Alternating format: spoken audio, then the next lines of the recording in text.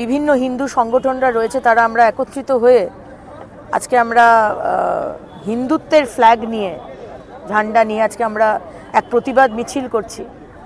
আমাদের হিন্দু ভাই বোনেরা যাদেরকে খুন করা হচ্ছে, যে বোনেদের, যে দিদিদের, আমাদের হিন্দু বোনেদের যাদেরকে ধর্ষণ করা হচ্ছে, হিন্দু ব্যবসায়ীদের দোকানপাট জ্বালিয়ে দেওয়া হচ্ছে, এবং মোহাম্মদ ইউনূসের সরকার আজকে দাঁড়িয়ে দাঁড়িয়ে যেটা দেখছেন, আজকে আমাদের ইস্কনের চিন্ময় কৃষ্ণ মহাপ্রভুকে যেভাবে অ্যারেস্ট করে রাখা হয়েছে, এবং তারপরেও গতকাল দুজন তার শিষ্য যারা প্রসাদ দিতে গিয়েছিলেন জেলে, তাদেরকেও অ্যারেস্ট করা হয়েছে। এই অন্যায় আমরা সহ্য করব না। মোহাম্মদ ইউনূস, আপনি শান্তির নোবেল প্রাইজ পেয়েছিলেন, আপনি ফেরত দিয়ে দিন।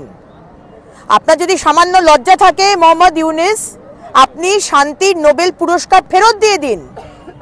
আপনার কোনো নৈতিক অধিকার নেই এই নোবেল পুরস্কার রাখার, কারণ আপনার নেতৃত্বে আপনি একজন ব্যর্থ নেতা।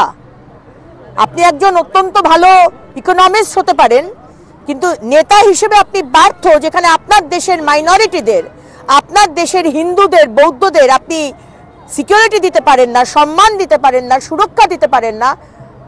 আমি জানি না আপনার কোনো অধিকার নেই ওই নোবেল পুরস্কার পাওয়ার। এবং তার ওপরে আপনার শ্বশুর বাড়ি হচ্ছে আমাদের বর্ধমানে। আজকে আপনার মৌলবাদী যারা ওখানকার যারা রয়েছে, জিহাদিরা যারা এই করছে এই অন্যায়, আপনি তাদের সাথে গলা মেলাচ্ছেন। আপনার চুপ থাকা মানে আপনি সমর্থন জানাচ্ছেন কি হিসেবে?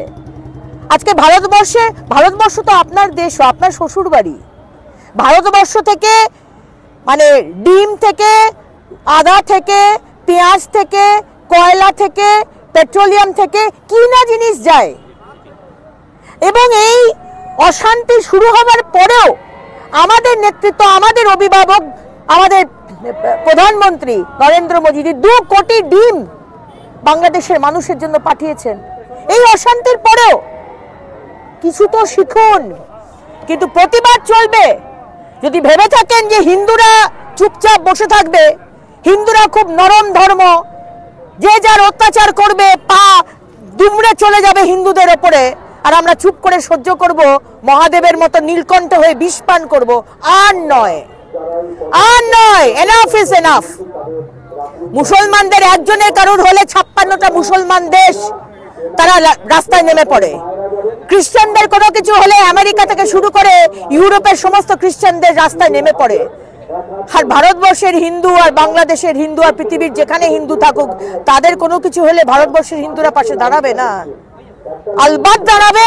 এবং প্রতিবাদ আগুন জ্বলবে। বললাম তো, যদি মহাকৃষ্ণ, আমাদের চিন্ময় কৃষ্ণ মহাপ্রভুর যদি কিছু হয়, পশ্চিমবঙ্গের হিন্দুরা আগুন জ্বালিয়ে দেবে। অপেক্ষা করুন।